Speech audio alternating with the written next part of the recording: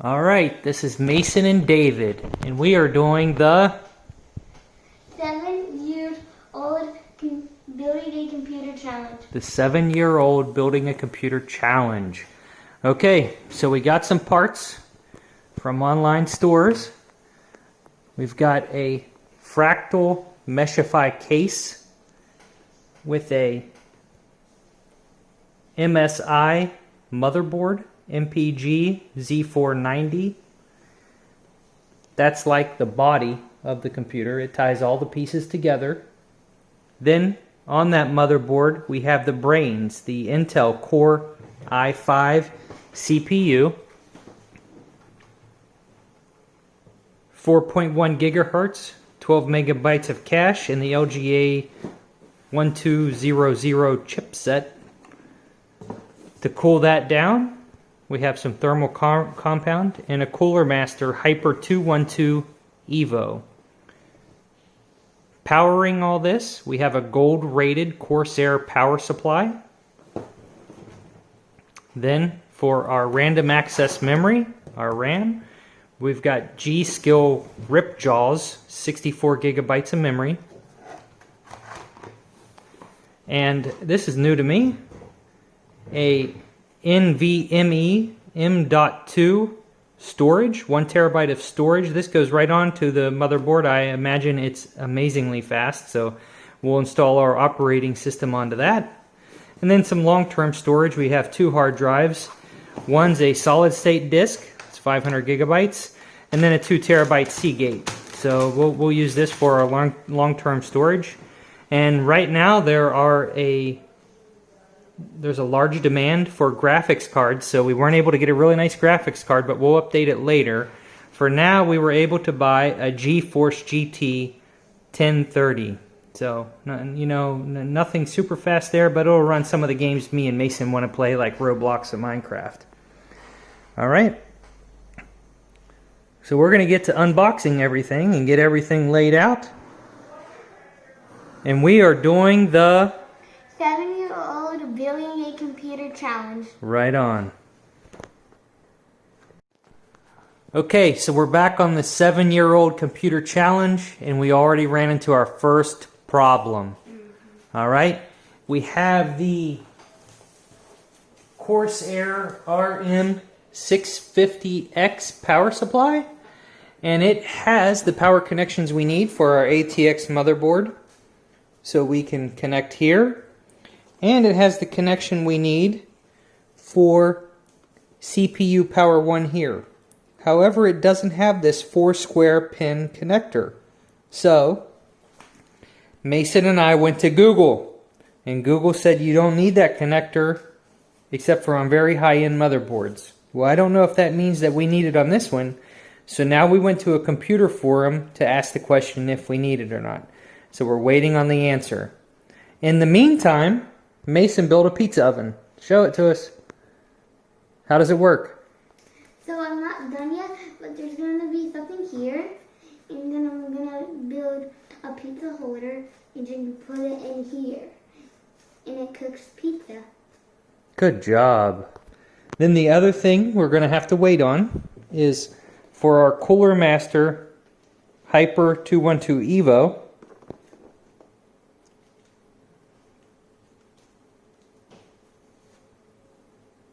It is not compatible with our CPU.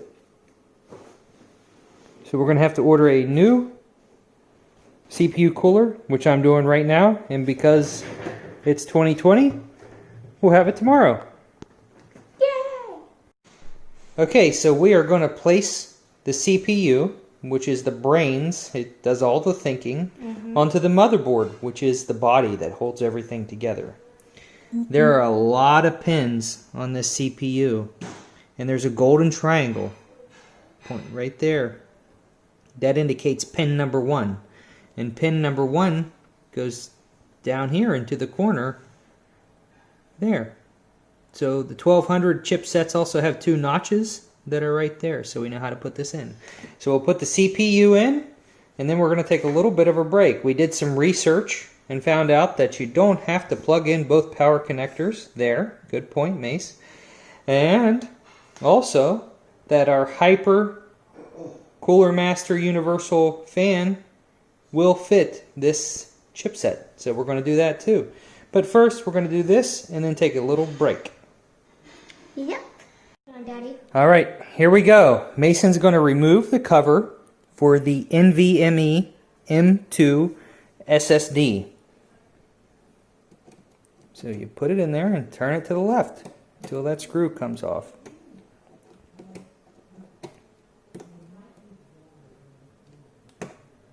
Now do this one.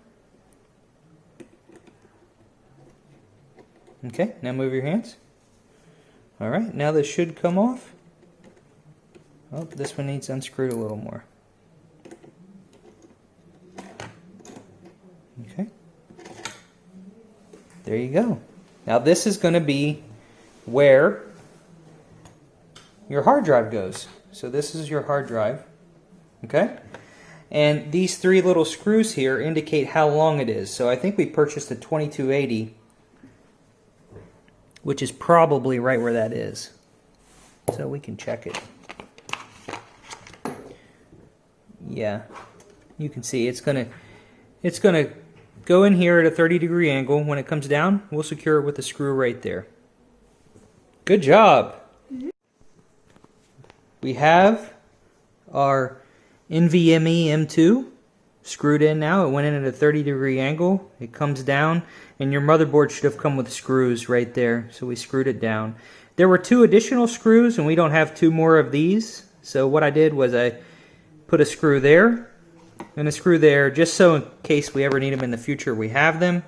And now we're going to put the heat shield back on this, and we'll be done installing the SSD, which is the long-term memory of a computer. It's where we're going to store all of our files. So just like how your brain stores long-term things we can remember from a long time ago, that's what this item here does. We have our SSD in, we have our CPU in, now we have our RAM, our random access memory. We have G-Skill rip jaws, and if you zoom in on it here, you can see that it is 32 gigabyte by 2, so 32 plus 32, 64. Here are our RAM slots. This motherboard can take up to 4. And if you look down here on the right, Mason, it says DIMM A2 and DIMM B2 are the ones you install first. So we won't install this one, we'll install this one, and then this one. And RAM simply just clicks in. There's only one way to click it in. You can't do it wrong. And what RAM is, that's your short-term memory. Do you remember what you ate for breakfast this morning? Yep. What'd you have? Pancakes. Okay. That's your short-term memory at work. That's what this is going to give our motherboard. So Mason's going to go ahead and put those in right now. Alright, so after a lot of research, we determined this will fit, this Cooler Master will fit the 1200 chipset. Since this Cooler Master is a universal fit, it's a little confusing on the directions, but we're going to give it a go. So this goes on the underside of the motherboard, so underneath, and acts as a bracket to secure the top piece. So we're following the Intel steps here, and as we go down through, pretty straightforward here. For the 1200, there are 3 holes here. This is sort of a thumb screw. You can push it around. It's got to be in the middle hole. We have it in the middle hole. And then on this, you can see on the top side of the motherboard, it calls out the E screws going into the D plastic caps on the top. Then on the bottom, going through the middle holes of the bracket and getting straightened or getting secured in here with our F nuts. And the Cooler Master does provide a little tool you can use to help put those nuts in. So the only thing that was confusing here is when you look at this, they provide you with multiple versions, since this is a common thing across AMD and Intel. They provide you with multiple stanchions here.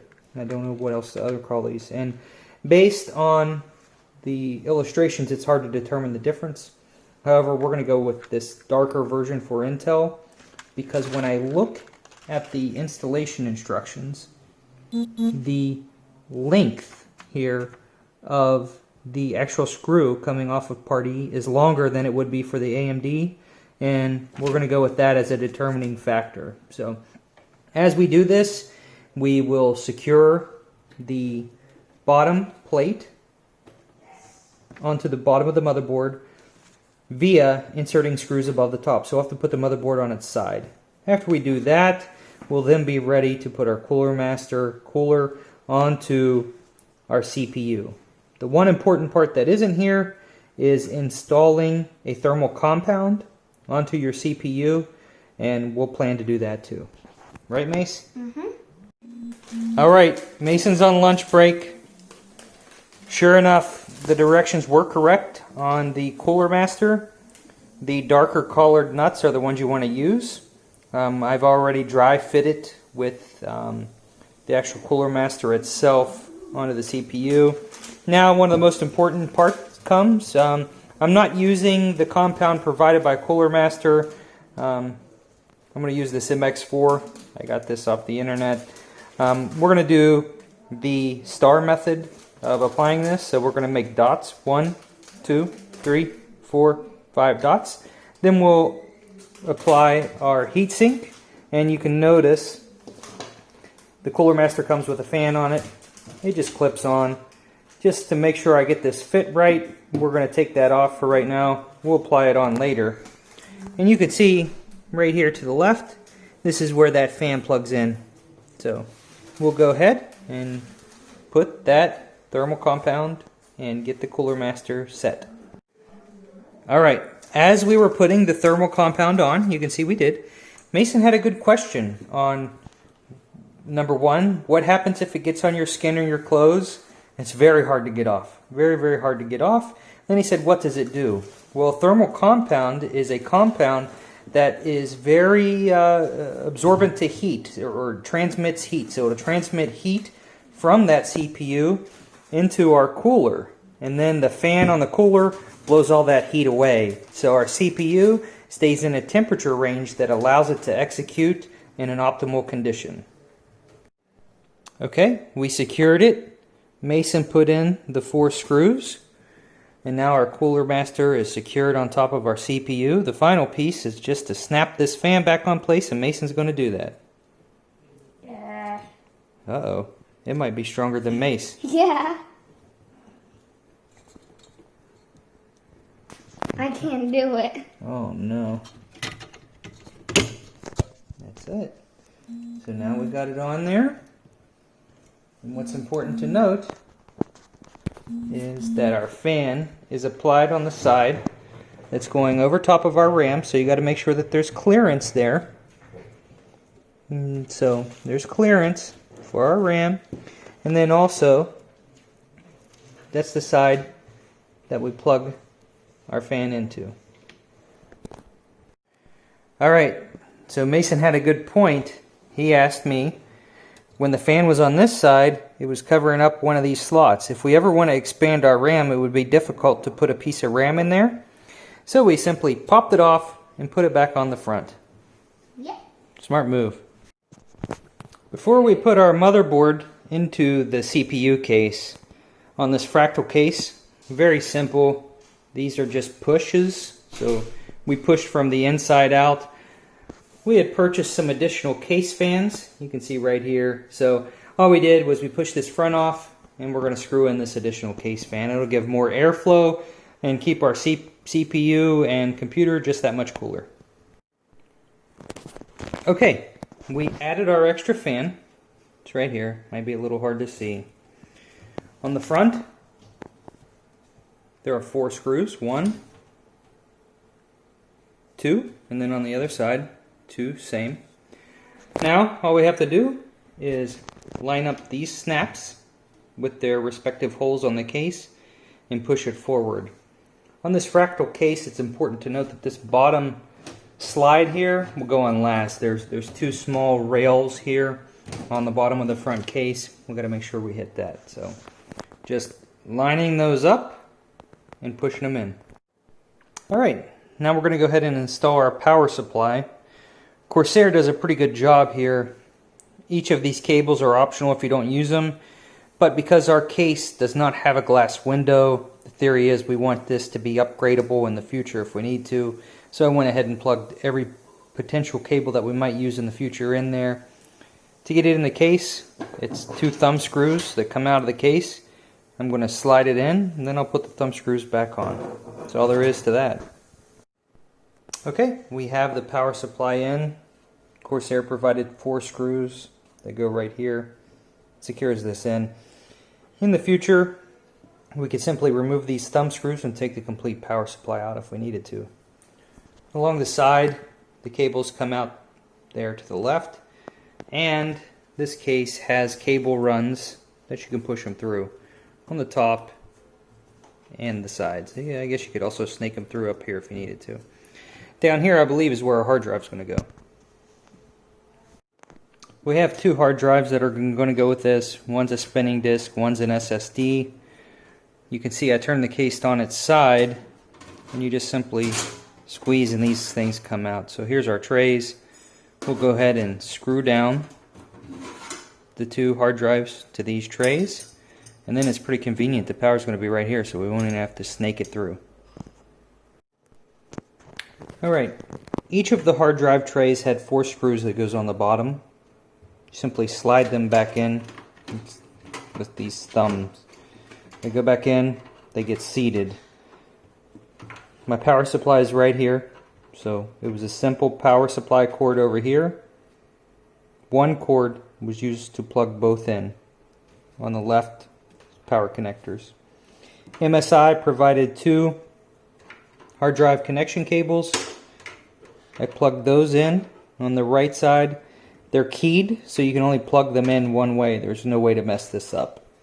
Once the motherboard goes in, we'll run these up through the runs here provided by the actual case and plug them onto the motherboard. Alright, now I'm installing the motherboard standoffs. I have the case turned on its other side. These just simply turn in. Fractal provided 8 of them, so you just take your motherboard and put it in. You can sort of see where it's going to line up at. Mine will be lined up perfectly with the outer holes, so 1, 2, 3, then 4, 5, and there may be one down there. I'll have to look, and then a couple in the middle. Okay, I have all the motherboard standoffs in, so line it up with my motherboard. Each of these represent an area where a screw will go through the motherboard to secure it. This here came with the fractal case. This must be some type of a standard. This does also protrude through the motherboard. This must be for alignment's sake.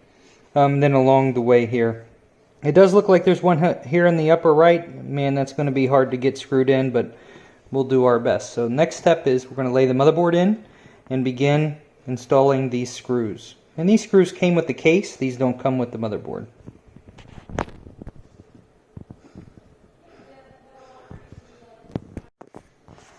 Alright, I was able to get all the screws in. You can see 8 of them. The most difficult one was here in this corner. It might not be showing up. However, I just want to tell everybody, when you do this, be patient. It's important to take your time and get this done correctly. Now, I do have a few fans here that I'm going to go ahead and start plugging in. However, I will, now's the time to consult your motherboard's manual that came with it. There are quite a few areas where you can place a fan, so there may be some BIOS settings where some of these have variable speed and such, so I want to make sure I get this right.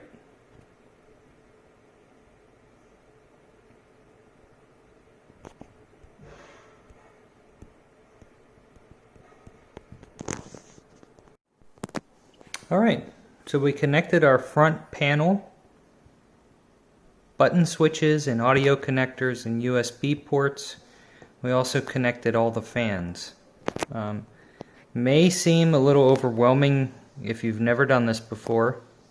However, each pin is labeled in such a manner that you can reference the motherboard, the book that came with the motherboard. So I'll show you what I did. So I have an overview of components here, where you can see where my CPU power and my ATX power is going to go. That comes from the power supply. But the extra fans and buttons to get those working on the front of the case, that's some of this stuff down here. You can see sysfan, JFP1, that's front panel 1. All your SATA here. This is for your hard drives, SATA. And then you have an audio connector for the front panel, fan connectors for the fans towards the front of the case. And also you notice up here it says pump fan versus sysfan, which made me dig in a little more here to determine some of the changes. And so here, you know, it's talking about potential front audio connectors, which we have, and where it goes. It even circles it for you. I mean, this is sort of like caller by number. Our SSD, we already put that in. Then for when we do have 2 additional hard drives, so wondering where do I plug those in, here it says SATA 1 and 2, and here's a proper configuration that we could use. So SATA 1 and 2 utilized there. Here it talks into the different uses of fans. So this motherboard has a CPU fan that's auto mode. So there's 2 different types of fans. One's a DC fan, the other one's pulse width modulation. Pulse width modulation fans have a 4th connector that goes to them to give them a signal on how fast to spin. DC fans simply operate as fast. The speed depends on the amount of voltage provided to the fan. So I have cheap fans, therefore I used all the sysfan connectors that I could. And then that's where I'm at. The final step is to install power here. So I need to provide my ATX power and my CPU power to snake that through. And then begin doing a little bit of cable management and then closing this bad boy up. Okay, so we got our power connectors connected. CPU power, ATX power, did some of our cable management. You will not be able to see these cables. This is a closed case. You can see I went ahead and used Corsair's got a really great setup. You only have to use the power cables that you want. The other ones you could completely unhook and store. However, we are going to upgrade some things in the future. Definitely going to upgrade our video card, which will be our last step. I do just want to turn this around and show you what Mason helped me out with. So you can see on the back side of this as well that it's got cable runs within the case. So we did all that. Mason did a good job doing that. Alright, now we're going to install our video card. This is like the eyes of the computer. We'll connect our monitor up to this. It connects into the PCI slot there. And we're going to push it in. Before we push it in, most cases have some device here. Ours is a screw. We'll have to remove this screw to empty up this back plate so that we can put our graphics card in. And then we'll screw it back in and discard the back plate. And Mason's going to do that for us. Yep. For this build out, we are going to use a new monitor we purchased, the Samsung 32-inch curved screen. It's got an HDMI to HDMI connection, and the screen does need a little bit of assembly. This will be inserted into the screen and then screwed into the base here. So before we can see if our computer works, we got to do this. So this monitor stand was easy to put on. I just held the monitor upside down, slid it in, and then you don't even really need a screwdriver. You use this to screw it in to the right, righty-tighty, lefty-loosey. And we're getting ready to now put this onto our new computer. Okay, so here we are. You notice throughout this whole build, we've kept a clean workspace, very important. We should have also had an anti-static wrap on, we just didn't have one. A neat thing about this monitor I saw, the power button's behind it and there's not really any control buttons, so we'll have to buy a piece of Velcro to stick the controller onto. So we're still having our build go on here. We have power to the computer. We have USB plugged in for a keyboard. and then HDMI for the monitor. So we'll turn it on and see if it'll work. We'll press the button and see what happens, see if we got any troubleshooting to do. We've got a blue light.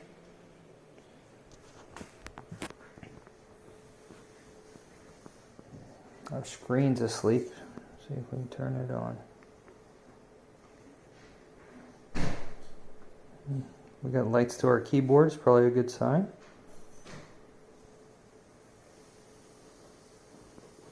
Push that.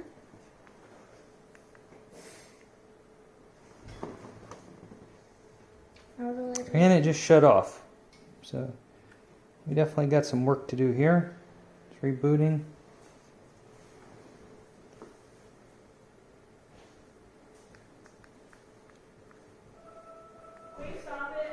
All right. Oh, look. Whoa. It just came on, so we definitely have that going. Don't touch anything, Mason. All right, so it came on, it reset, it came back on. We're going to go through the settings here and make sure that our hard drives are set up correctly, where our master drive is the NVMe drive, and I have Windows 10 on that USB stick there to the right. And I purchased a key, so this will be the first time I've ever installed an OS from a USB stick. So we'll go through and set this up in BIOS and go from there. Okay, here we go. We've gone through our BIOS settings. This thing has a really cool BIOS. So we set our boot priority. We're going to install Windows from a USB stick. We went through into the settings of our fans and set them to smart settings so that they will step up their voltage and blow harder as it gets hotter. And we made sure we had audio turned on, RAID, and our fan fail warning control all on. Alright, Mason helped me put in our Windows USB key. Go ahead, Mason, click on the X and we'll see if we can get this thing started. Click, hold on. Click yes. And hopefully it'll boot. Let's check it out. Woo-hoo.